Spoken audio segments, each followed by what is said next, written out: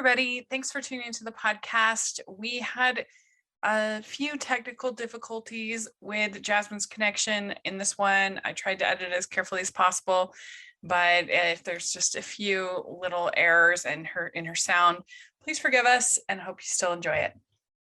Hi, everybody. Welcome to the Hallmarkies podcast. And we are so excited today to be here to be talking New Year's, new movies. The month of January is behind us, and we got a lot of films from Hallmark, and we're going to give our thoughts about them. And I'm film critic Rachel Wagner, and Jasmine's here. Hi, guys. How are you doing? I am doing pretty good. Today is my Friday, so I'm excited to start my weekend off doing this podcast. Very good. Yeah, it felt like a long month, didn't it? January? Yes. I had the same conversation with a couple of my other coworkers, like, this month has been so long. I'm like, I don't know when it's going to stop. We made it through. Oh my gosh. So, well, very good. We should let the listeners know that you're going to be hearing more from Jasmine coming up because we have officially made her our newest co-host. So exciting. Welcome to being a co-host of the Hallmarkies podcast, Jasmine. I'm just excited you guys invited me into your guys' world. I listen to you guys, I tweet with you guys, and I've been on the podcast as a guest and had the opportunity to join you guys. I'm just honored and blessed and hope to learn from you ladies, grow with you ladies, and hear from the listeners as well. Yeah, we're excited to have you for sure. I can't even believe it sometimes that anybody's willing to give up of their time and efforts to help me and make this all work. And so I'm so grateful to all of the co-hosts and the guests and everybody who helps make this work. We have New Year's New Movies. This is the second year they've gone with that title as opposed to Winterfest. How do you feel about that?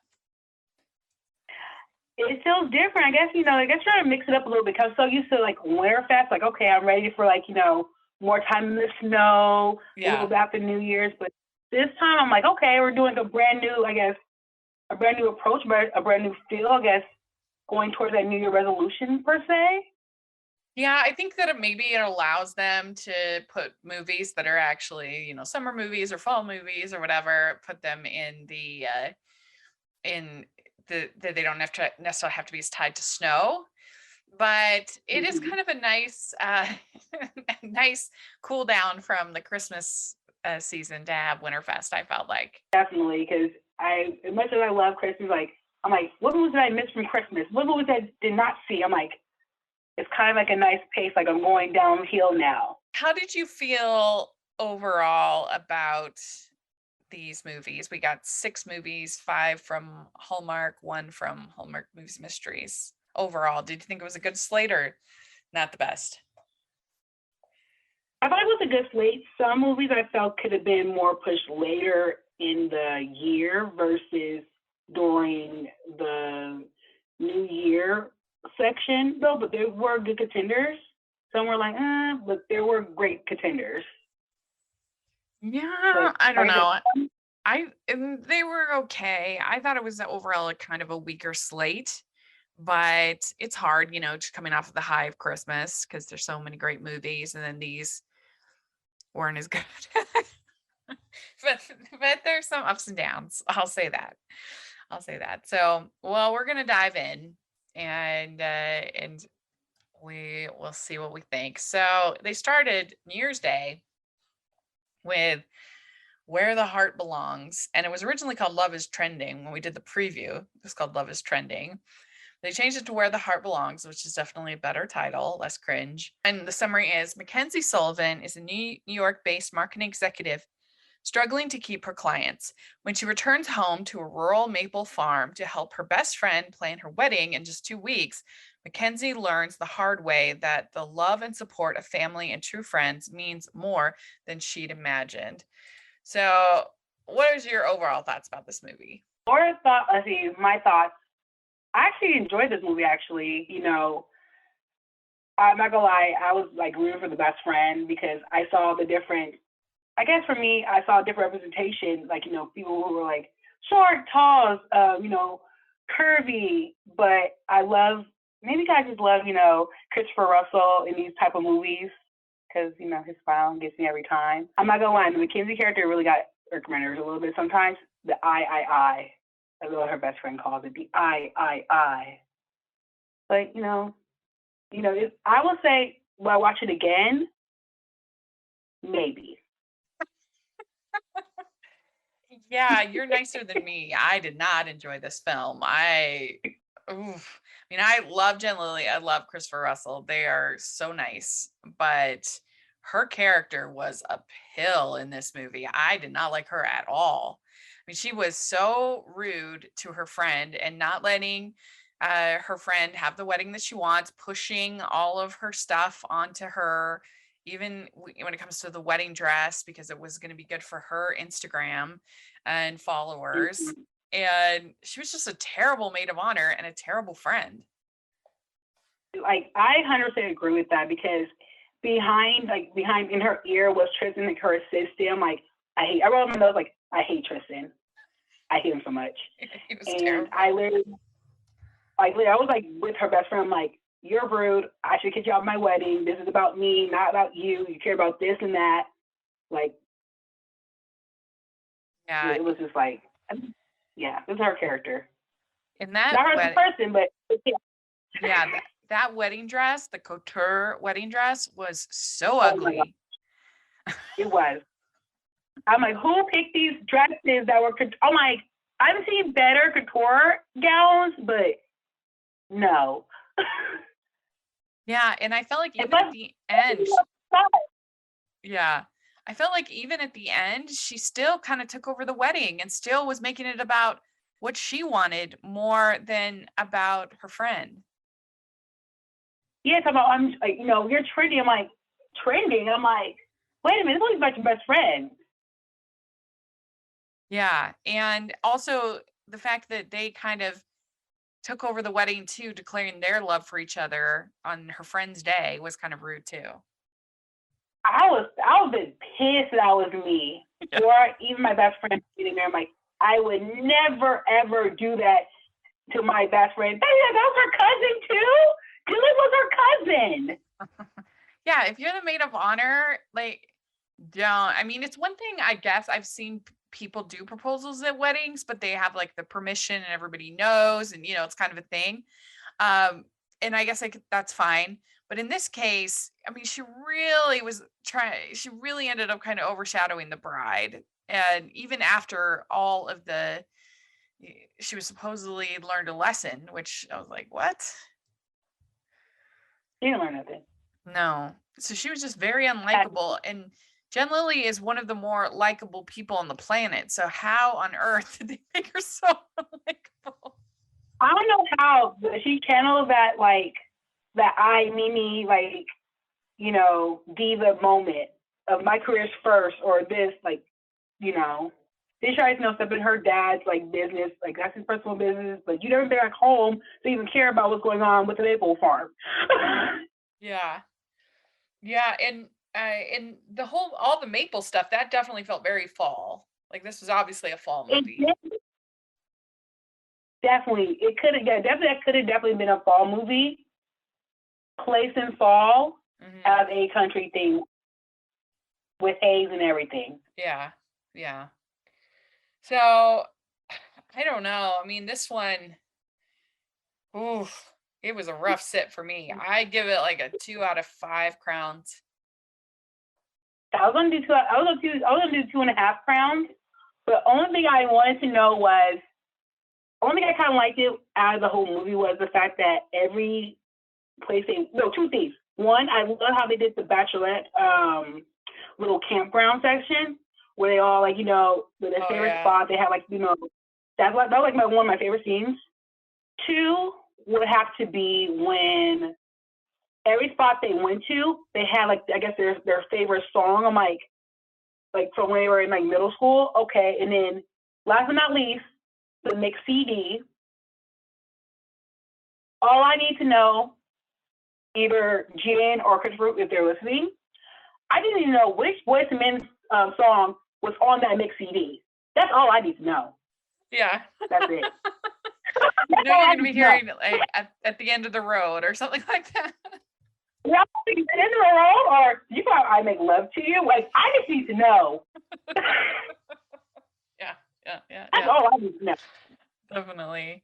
Or All right. Well, actually, next we have the first Wedding Veil movie, and it's the first installment of an enchanting new trilogy starring three of Hallmark's most beloved leading ladies as longtime college friends who discover a mysterious antique veil fabled to unite its bearer with her true love.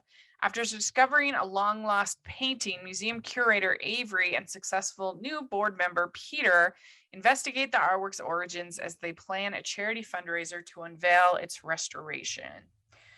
So I'll go first on this one. I thought overall this was an okay movie. I thought that Lacey and Kevin had pretty good chemistry and they elevated it. I also liked all the scenes with the three girls and their friendship. That was nice. All the stuff with the charity event planning, that was very boring. That did not interest me at all. I just was like, no, thank you. And I thought that Kevin McGarry was incredibly handsome in the movie, but he should not have tried that accent. It was bad. I'm like, please tell me this is really his accent just keeps slipping in there. I'm like, maybe every 10 minutes, I'm like, I heard the accent again. Yeah. What's it for? You gotta do a Boston accent? I don't know. Yeah, it's like a Boston accent that was like flowing in and out. It's like half Canadian, half Boston. Well, in my eyes, I see the wedding veil, aka the sisterhood of the traveling veil, in my eyes. That's right. That's what I'm getting the vibe. Yeah. And I don't know if you agree, but I feel like Autumn's movie coming up will be the best of the three. Do you feel that? I feel though, cause I'm trying to think. I want to say it is going to be the best because I believe they did actually go to Italy. Did they go to Italy actually? I'm trying to remember. I think they did. And I don't know, it just sounds the most fun of any of the three. We don't know that much about Allison's one yet. We haven't gotten a trailer or much information, so. I want to spoil it towards the end of the movie though, but it was kind of shaky towards the end when Allison brought up, like, her character brought up, yeah, my boyfriend, he's out of town because he didn't come as her plus one to the wedding. Mm-hmm. Right. Yeah. They were so content not being like, officially married, but like, we're good. Yeah, it's true. I mean, and they are all three of these actors are in their 40s, so it does feel a little bit hard to believe. I believe they're all in their 40s. It feels a little bit hard to believe that I guess Lacey's 39. It feels a little hard to believe that none of these three women would all be unmarried and not in relationships, at this point. At least divorced with kids, like, I don't know, feels a little bit unrealistic. But of course we love all three. And they did have nice chemistry. You felt like they were friends. But I will say this though, I really wanted to give the rivalry between her co-worker trying to get that spot as a curator. I was like, I just want to just like push him off his desk. Like, you're probably on this high horse trying to what's the word I'm looking for? Not telling people like, oh, this is what's going on with the painting, try to sabotage. There we go. Sabotaging her chances because you're way behind the race. And I was like, and she was nice enough to even help you out regardless. Yeah, he was on my good list. Yeah. He there with Tristan from the Yeah, he was a lot. And really the whole conflict was very much snooze. I have a hard to even completely remembering what it was. He thought that she was getting married because he saw the veil in San Francisco. Yeah. And this whole time, I'm like, did you not look at her ring? She does not have a ring on her finger. Yes, some people don't have their rings on, but she didn't have a ring on this whole time. You just ask a question. I mean, it's as simple as that, So what's going on? Just talk it out. Oh, But but I mean, Kevin McGarry looked so dreamy in this movie. He did. He put anything in One And Calls the Heart to shame. I mean, he looked great. like he did. I'm sitting here like they were walking like, through the rose gardens. I'm like, I'm sitting here like, yes, that's the rose garden. I know that. I know the exact place where they're sitting at. I was there. Okay. Yeah. So I don't know. This I'd give it 3 out of 5. It was honestly I kind would of give it. boring to me, but Yeah, definitely would give it 3 out of 5. Maybe because I feel like because I know they're gonna play it again starting this weekend for February. yeah, that'll be good. But I feel like this really should have been the start for this movie, not because it's only as like a new movie starting up. Like we already got the movie in the middle of January. Yeah. We'd like to take a second and thank our sponsor for this episode of the podcast. It's the Hallmarkies merch store. Are you looking for that perfect gift for the postable, Hardy, or Hallmarky in your life? What about getting that t-shirt or hoodie that will help you stand out at your next holiday party? Now is the time to check out the Hallmarkies merch store. Full of festive designs by artists like Jessica Miller, Carrie from Hallmark Comics, and more.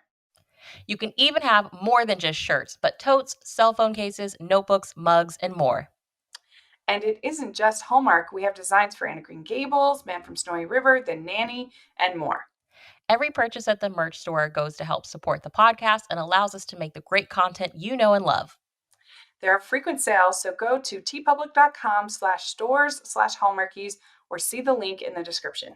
That's tpublic.com/stores/Hallmarkies. So We have The Perfect Pairing is the next movie, and this is influential and anonymous food and wine critic Christina finds herself at a winery she panned in the past.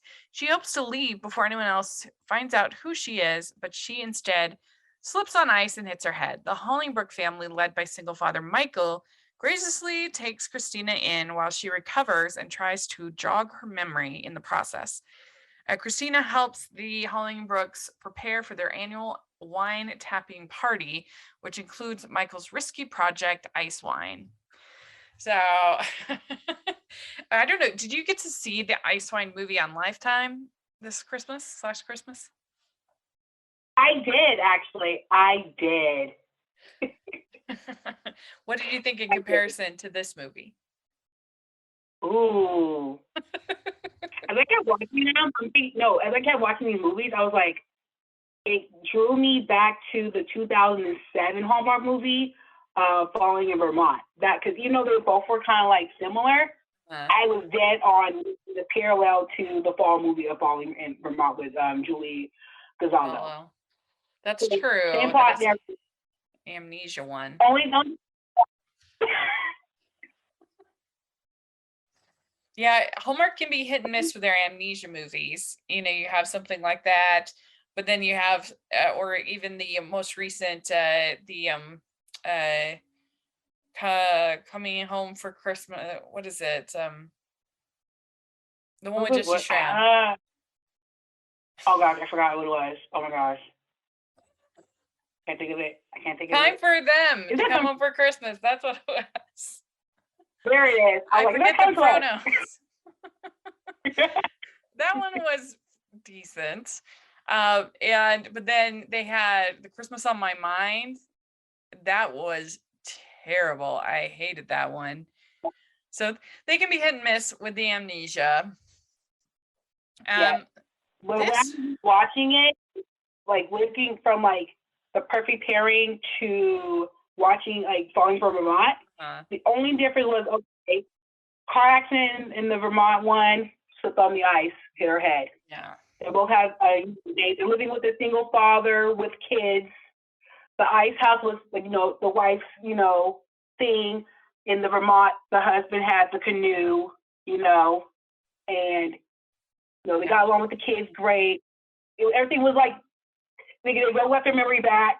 They both found out either they had a love interest. But I'm so mad about the family. The boyfriend, the mom, your child has amnesia, don't know where they're at, like they're not answering my phone. where was the Amber Alert? Where was the police report? At least the other one, they did a police report at least. That's true. That's true. I mean, I don't think she was I think maybe they tried to say, well, she wasn't the best at like keeping in touch and stuff like that when she was off doing these visits. But I definitely liked this better than the Lifetime movie. The Lifetime Ice Wine movie was too much business for me. It was very dull and no chemistry, in my opinion. This one, I think there was pretty good chemistry, and at least it had a story. At least something happened besides like planning this business. So I think this was better. And you can always benefit from a Julie Sherman Wolf script with the banter and the dialogue and between the two of them. The only bone I have to pick with this movie is that I didn't appreciate them making critics the villain. Critics aren't villains.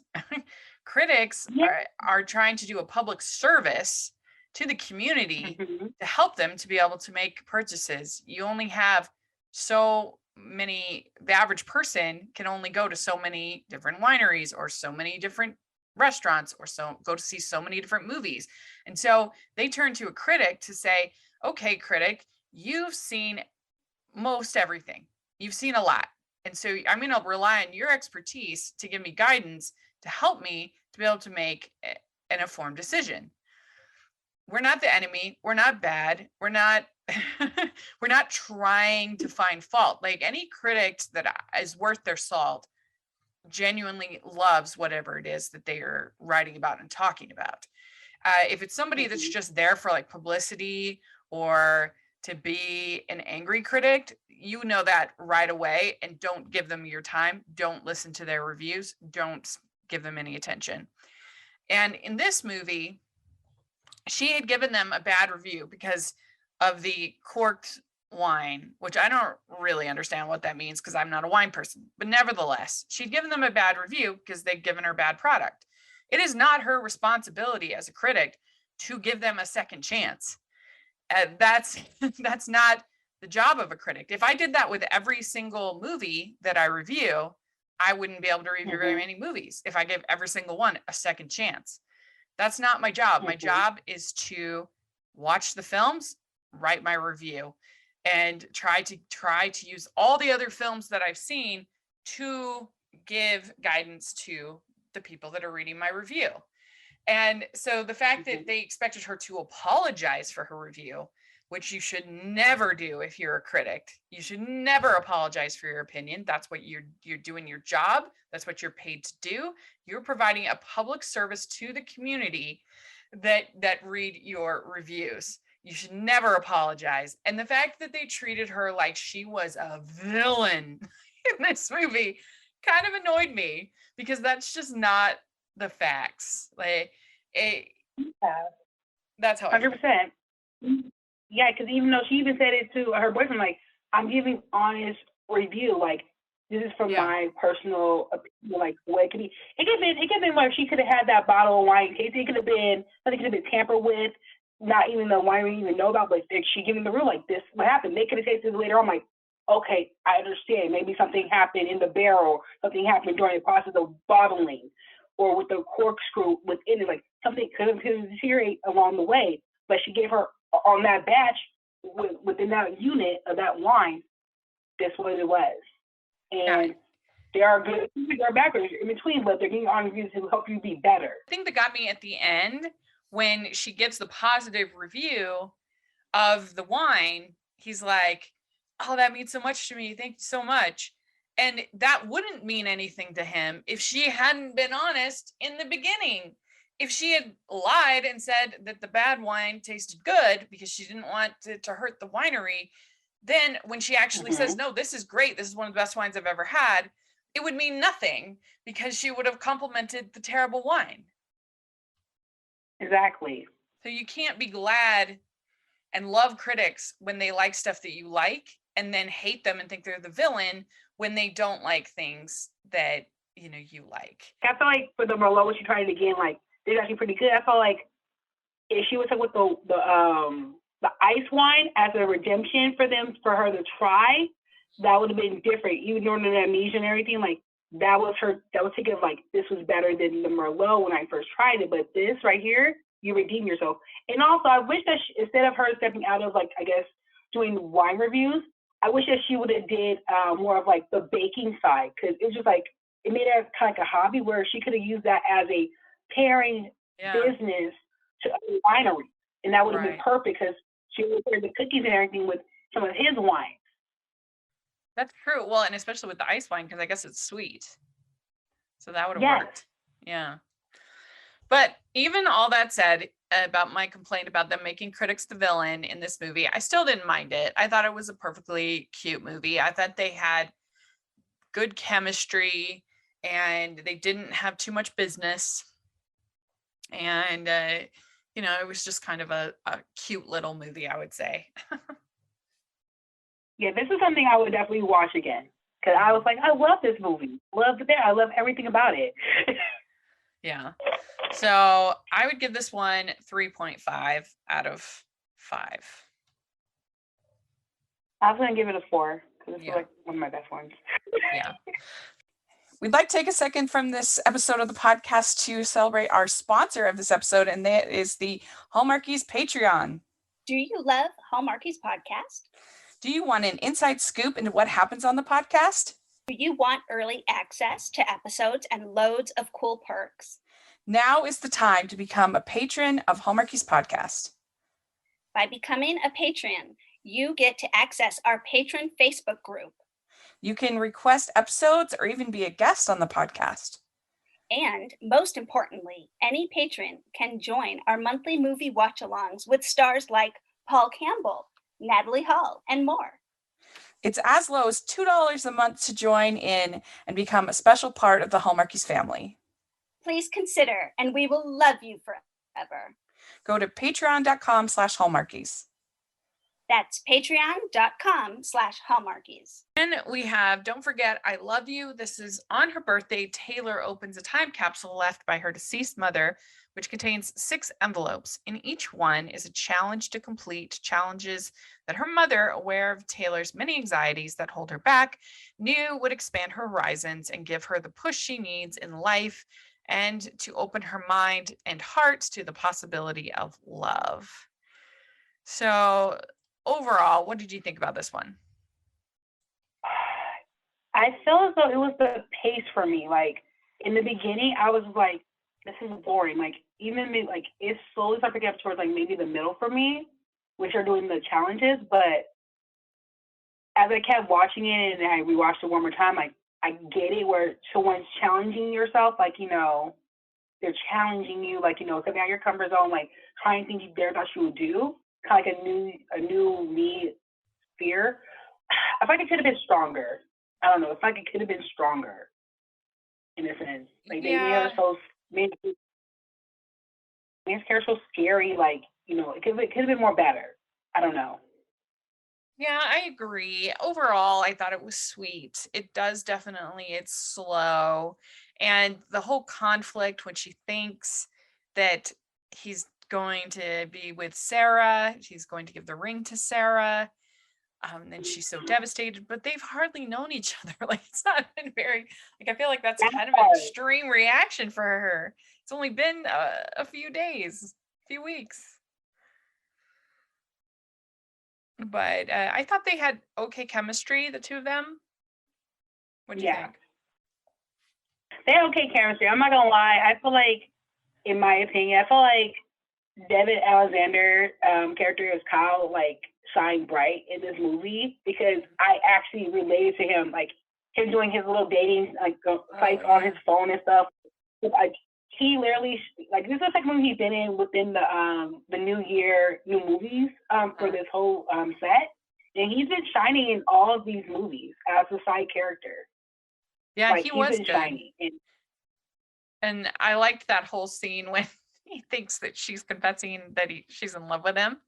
That was good. Yes. Oh my God, that was hilarious. Yeah. You know, I'm sweating. You can't do. I'm sweating. Yeah, that was good. So I liked the whole crossing the bridge scene. What do you think of that? That was beautiful. It was just like Number one, I need to know where that bridge is at. Number two, I need to face some type of fear. And it was like a great challenge within herself to conquer any fear she had within herself, any doubts, and also learning to trust at the same time. Yeah. Yeah, I think it's in Vancouver. I'm pretty sure we've seen that in other Hallmark Yeah. movies, that bridge. So But the challenge. I will be sad about the fact that we had this beautiful bridge in Vancouver, did all the things, but we had the green screen when they were sitting at the car.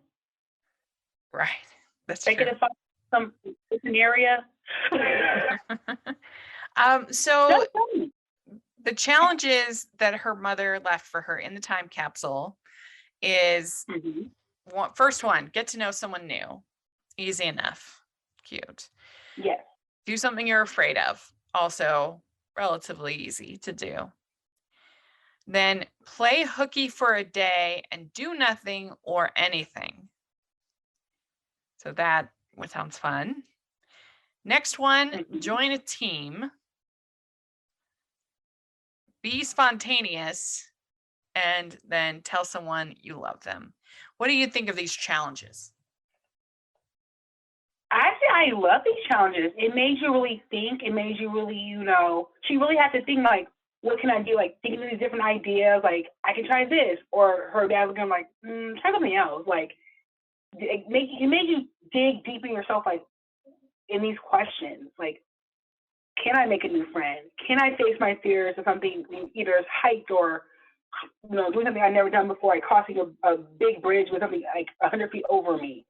Also telling someone, like, that I love you. Maybe she never told a guy that she loved them. Like, she maybe told, her dad or her mom, but having the courage to say that, maybe she had rejection in the past.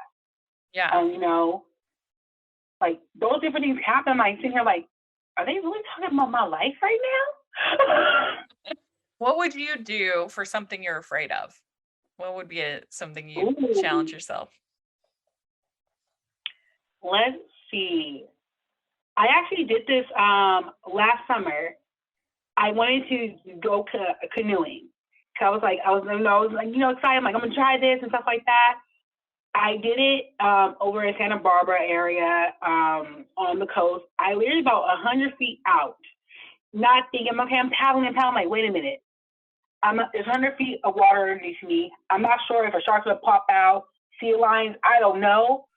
And it was nervous. I'm thinking I'm going to fall. It was just nervous. I'm like, I've never done this before. I started getting seasick toward the end because someone, which my best friend, got to tell me, take the little water pills so you won't get seasick. But it challenged me.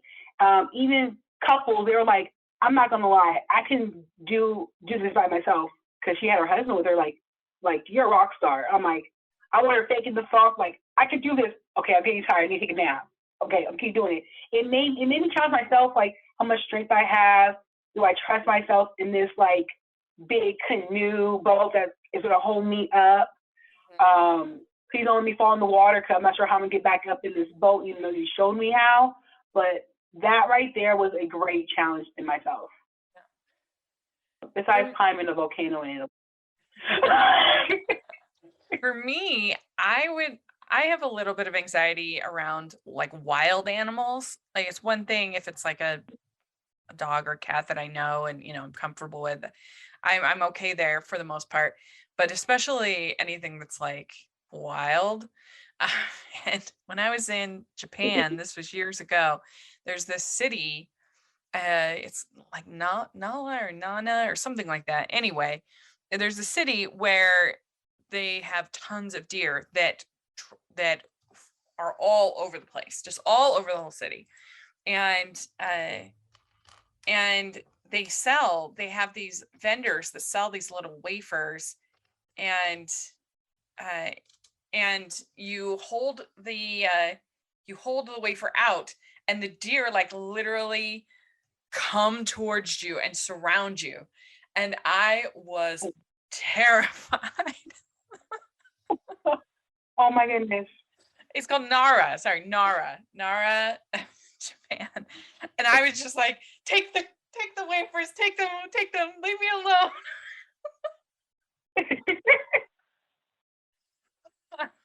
So that was definitely a moment of like challenging my fears. What's the Yeah, I deer? thought I was scared of like the tigers in the mountains as being a Girl Scout camping as a teenager was more scary. I'm like, okay, deers, you never know what they can do. They're not like little Bambies. No.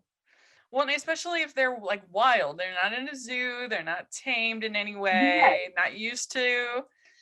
But yeah, they will literally come up and surround you if you have these wafers, and it is terrifying. So that's one for me. What did you think of all her essential oils and affirmations? I'm not gonna lie, it was like her routine was very repetitive, and I wanted to know why that was very repetitive. I really want to know the reason behind that. Like, what the Yeah. affirmation was? It because was it because of her mom's death, or something had to be connected with her to start doing affirmations? I really wanted to know about that. She did the same thing. Got up, got dressed, had herself orange juice, same thing, the affirmation. I really want to know more about that in her routine. But I did love how she got tripped up when she didn't make her meal prep. When she goes to the refrigerator, she's like, "Oh, I don't have my meal." Yeah. Like she's out of her routine. Well, her mom was awfully lucky that, she plans all this stuff for her. And, she's this beautiful woman, Amelia Ulrup, and that she, for her 30th birthday, that she had never, she could have found the time capsule and been married. Mm-hmm. That would make it a little bit different, but she's lucky. As far as the play hooky for a day and do nothing or anything, so for that one, in general, that's not a problem for me because I work from home and I have a pretty flexible schedule. But I do have a really hard time when there's something on my calendar and I stick to that. Like I'm very strict with my calendar, and I live and die by my calendar. So I guess it would maybe be a little bit difficult, but I would really just have to notify the person and be like, can we reschedule? And then I have the day off. It's not that big a deal. But I mean, as an adult, I don't think you can really play hooky. Like you have responsibilities and you have to let people know I'm not going to be in today. You can't just not show up. Right? It's not like, like we're at college where like I'm in this class school here, or Yeah. Sorry, mean girls, I can't come. I'm sick. We got bills. We can't play hooky all the time. Yeah, you can't just do a Ferris Bueller when you're an adult. Like yeah, there's no way. Yeah. It's hard to do it on my day off. So join a team. If you were going to join a team, what would you join? Ooh. I mean, Hallmarkies podcast, obviously. Exactly. I know some of my friends are trying to get me to do a bowling league, even though I work at a bowling alley, but they want me to join their team. But I want to get back out actively. So I'm thinking about either trying to find like a softball team to join, but 9 out of 10 probably going to be a bowling league for I can hang out with people. But also, look, I'm hitting all the 5, challenges. I'm going to meet new people that I've never met, with my fears, with things. I'm doing something, I'm playing hooky, I'm not sure I'm going to fall in love somewhere. Yeah, I am. You never know, I might fall in love and say I'm talking to somebody. And it might be like that one Hallmark movie where they got married at the bowling alley, which I'm not going to do. Oh, yeah. No. I also am not a big spontaneous person. I don't really, I don't really like surprises. I like kind of knowing, I enjoy the planning part of things. I enjoy, when I'm entertaining and planning out kind of a theme for the party and making things fun. And I like the planning part. So for me, the spontaneity actually kind of is a little bit stressful, and it removes some of the fun of the planning. I don't love spontaneity. What about you? You know what? I am down like last minute. Like if it's something serious like last minute, I can be spontaneous with that unless it's pre-planned. Or if everything's pre-planned, like last minute, it's like, oh, we're going this. I'm like, no way. Right. Or I can do surprises though, but not crazy surprises. Like I'm not gonna do that. Yeah.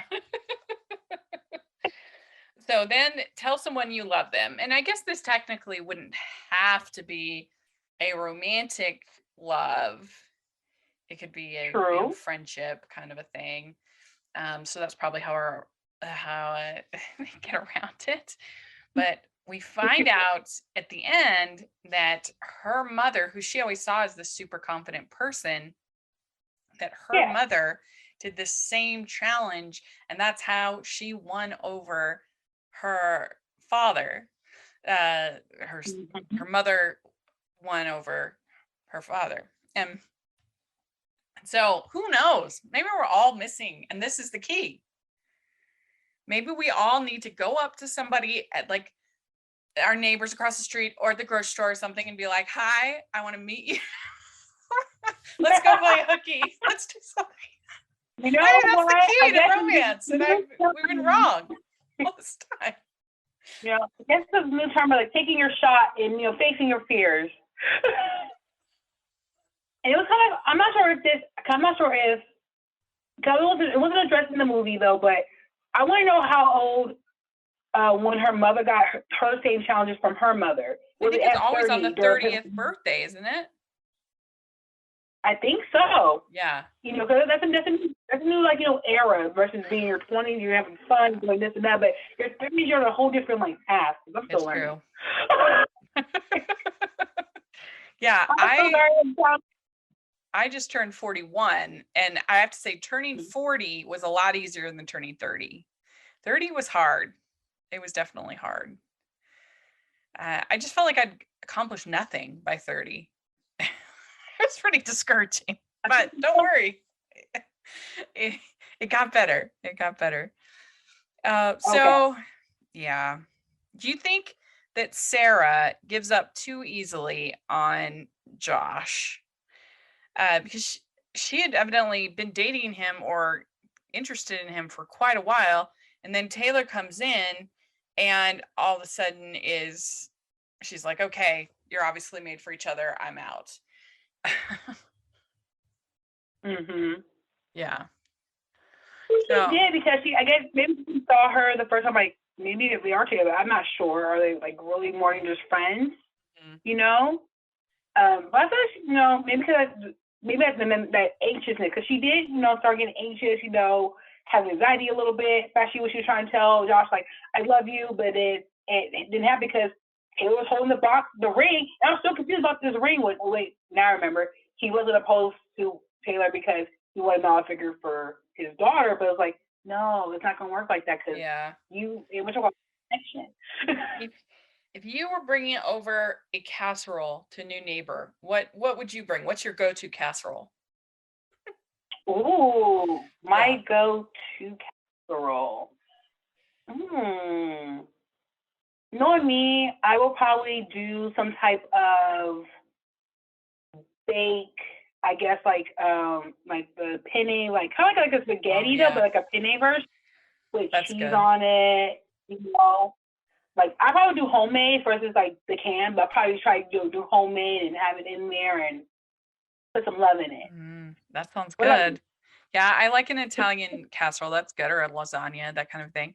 But I also love this one that my mom would sometimes make that was kind of like a nacho casserole with like, it was kind of like enchiladas, but like them flat, not rolled up like an enchilada. With the layers and the cheese and the meat and everything. That was pretty good. I also like a good pot pie, like a chicken pot pie. Oh my God, yes.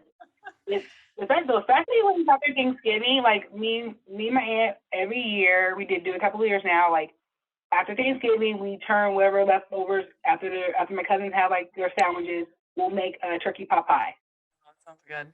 Yeah. Like a big one, so good 2 days, once we're not too lazy to go to Costco and get the chicken pot pie, which I just need the recipe. Well, I Give mean, me the you can recipe make pot pie. chicken pot pie Also, super. give me the recipe pasta. Yeah, and you can make chicken pot pie super easy with just Yes. if you use Bisquick, make a Bisquick topping, and then you just use like cream chicken soup, chicken, and some mixed vegetables. That's it. It's like so fast. Anyway. Sheila, we got you. So what would you give this one out of 5 crowns?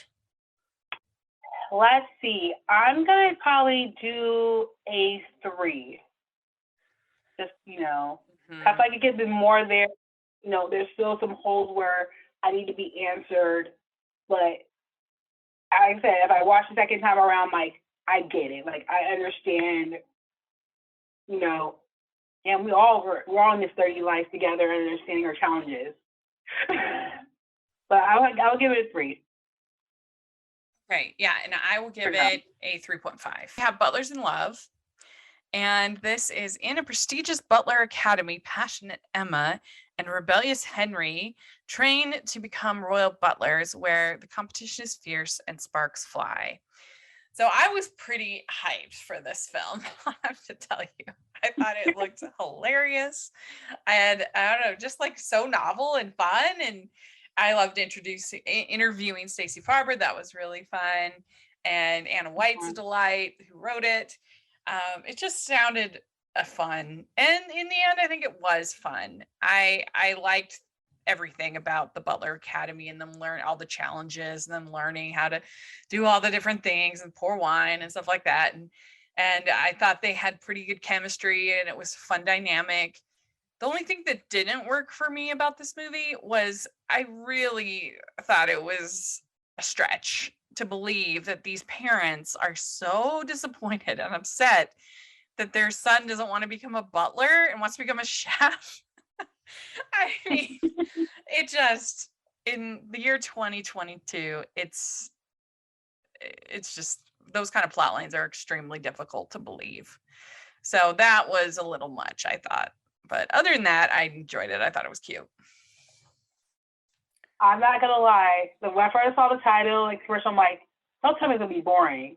Because I really thought it was. Because when I was watching the trailer, I'm like, okay, I see like the promos. I'm like, because that was the other actress that we talked about earlier. I'm like, they favor a lot. Stacey and was it Sarah? What was her name? They favor a lot. I'm like, are they twins? What's going on?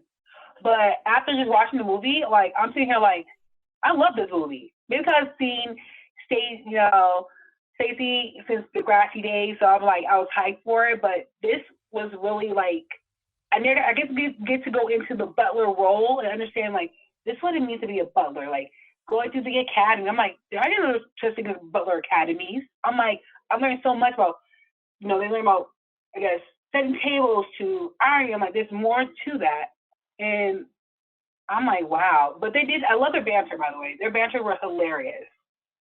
I get you that. I love their banter. It was cute. He showed time late, but he's on P's and Q's because he's a legacy.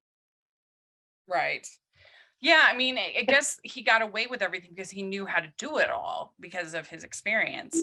And so he didn't have to be there on time. He didn't have to, but it was disrespectful to the other students who were trying. I think to this day, I know I touch bases about how everybody, follows tradition, doing either being a butler or being this or that.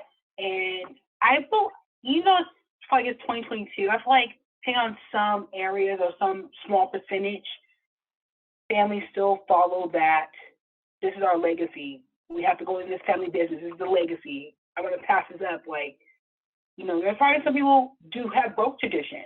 And I'm glad he stood up to his parents. And I feel like his mom was the one who was so happy because she saw her baby stand up, like, because she gave him so much for her husband lifestyle of being a butler that she saw her like her son, like, I'm not doing this anymore. I'm going to do what I want to do.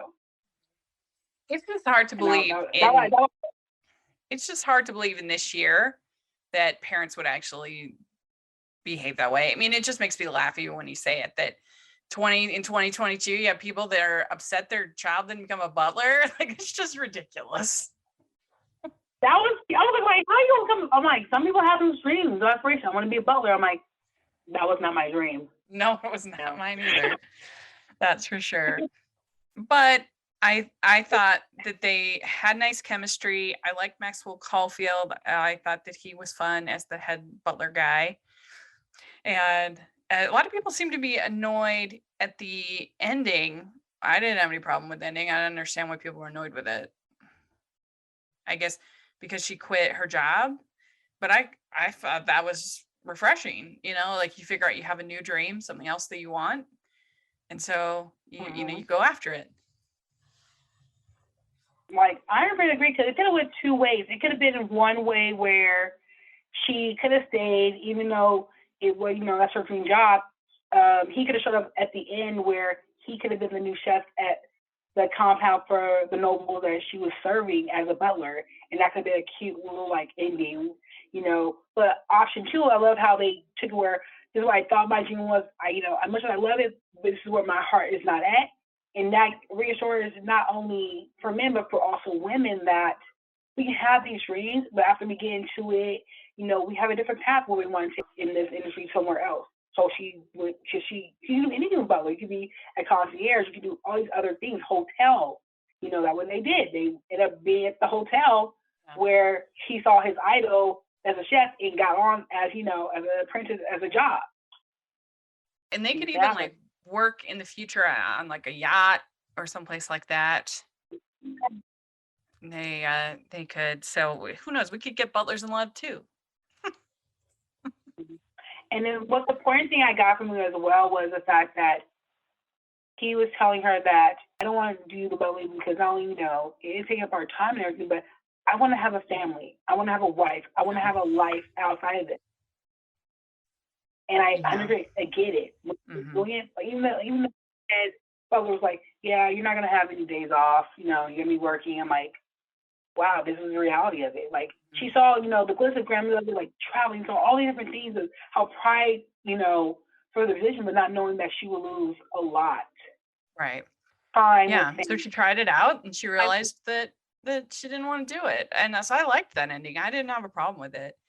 But yeah, it was just a little over the top to me. The parents was just a little much. But other than that, I would give it a 4 out of 5. I enjoyed it. Definitely. Same thing. 4 out of 5. Okay. So last one we're going to talk about is called North to Home. And this is Suzanne McBride is excited to spend her birthday with her family. It'll be the first time that her 3 adopted daughters will be together in years. This seems like a great time for a family reunion, but the sisters are each wrestling with unique challenges that threaten to derail this special occasion. Will their bond be strong enough to survive this time together? So this was a drama, and you definitely had a great cast: Kimberly Susted and Lindsay Fonesca and Barbara Niven. What did you think about it overall? Really honest with you guys, especially the podcast, people listening. I fell asleep watching the movie because of my work schedule. So as I woke up, I'm like, did I just miss the whole movie? I had it playing. I was like, okay, I'll watch it. This is my last one. I'm like, what just happened? What just happened? We've all been there. Don't worry. But basically, my thoughts on this movie, I thought that it was okay. It does have a pretty good cast. I have not been sold on Erica Durance yet. I liked her in Smallville, but her rom-coms just have not been my favorite. And she's just, I really didn't like Open by Christmas last. And then the ones she did for Lifetime, I didn't really like. And I don't know, she's coming across to me as really grating as opposed to sympathetic. I don't know, I'm just not enjoying her performances for some reason. She got better for me as the movie went along. At first, I was really irritated with her, the way that she was acting. But I did think that there's a moment where she tells Matthew James Dowden, who's her husband, that she's pregnant. And I thought that moment was really sweet and done very well. So that was good. I thought the moment where Kimberly Susted yells at Eric Durance for stepping away, and the kids, she's on a call when the kids are frosting cookies, which is a non-lethal activity. Like, you cannot get injured. It's not like, I'd understand if it was like when they were watching something on the stove or, you know what I mean? Something where there was potential to be injured. No, there's nothing, frosting cookies is not going to hurt them. And like, there's no parent in the world that's going to come home and be like, you let my children get frosting all over them? How dare you? Like, what? That was just unhinged. I like, she expected her sister to stay there with these girls the entire time, never let them out of their sights while they're doing something as benign as frosting cookies. I just thought it was ridiculous. So I was actually on Eric Durance's side there. I was like, you are crazy person. So yeah, she's thinking, Kimberly Suss's character is thinking about getting a job, a stay-at-home mom. She's married to Matt Hamilton. And so she's got this, her old boss is trying to tempt her back into the workplace. So that's what's going on. But I don't know. She was a lot for me, even though I love Kimberly. Then you have Lindsay's character, Posey, which I don't love that name, but whatever. So she starts dating the neighbor, and it turns out, or going out with the neighbor. And it turns out that the neighbor is actually the son of one of the people of the couple that was with the three girls. Their parents were with another couple when they lost their lives in Denali hiking in Alaska. So he's actually doing like a book about recovery and the families of survivors and things like that. And so then they're like shocked that he would be kind of investigating them. But eventually that all gets worked out, and he's like, I didn't think I would fall in love. So I thought Barbara Niven was very sweet. She was very good. And so overall, I'd give this 3 crowns. It was a little slow, and there were parts where the characters were kind of irritating to me. But then there were also parts where it worked. It was a little bit hit and miss to me, this one, I would say. It's hard when you're doing these dramas because it's way harder to fit all of the character development that you need into 80 minutes compared to a rom-com, which is a lot easier because you have these archetypes that are sort of set up and we immediately know. The drama, it's tough. Especially doing 3 different stories within that time frame. It was really different. It was like a 3-part trilogy to focus on each of the sisters. Then that probably would have been way better. Yes, I agree. And that's what makes something like Signed, Sealed, Delivered work as a drama, because we already know the characters, because it's a series and we're invested in them. So you don't need to introduce us to the characters. We can immediately get the story going with whatever is happening. So I think that's why it works better. But yeah, you'll have to let us know when you finish it what your crown rating is. Yes, I will definitely let you guys know, because I am off tomorrow. I'm catching up with everything like I usually do during the week, and I'll let you guys know about my crown for this one. Very good. All right. Well, how can people find you and on social media and your content? Let's see. You guys can find me on Twitter, Instagram at Shreem16, which is SHREEM16. I'm usually on the gram, or I'm on Twitter, tweeting, catching up with my TV shows, what's going on, especially movies with the Hallmark universe. Like I said, I'm slowly gearing up for the Love and Larry, and see where that goes. Yeah. Right. And you make sure you all listen to our Love You Worry preview that we posted yesterday, on Tuesday, our Love You Worry preview, to find out all our thoughts about what's coming up, and even some feature films. It was really fun. With Jen Golden, we have some Valentine's dating tips on that episode too. It's a really fun episode. But you can find me, the evil film critic, at Rachel's Reviews, all of our social media. Great reviews, okay? Yeah. Social media, Rachel's Reviews, and on iTunes and on YouTube and at Rotten Tomatoes. You can find all of my reviews on there. But also make sure you're following the podcast on Hallmarkies Pod and Hallmarkies Podcast, all of our social media. And if you are listening on iTunes, please leave your ratings and reviews for our podcast. And if you are watching on YouTube, please give this video a thumbs up and subscribe to the channel. We appreciate that so much. We also have our patron group and merch store. Take a look at that. And thanks so much for talking about all these movies. And let us know what you think. Do you think we're too hard on them, too easy? Let us know in the comments or on Twitter. We'd love to hear your thoughts. And yeah, we'll talk to y'all later. Bye, everyone.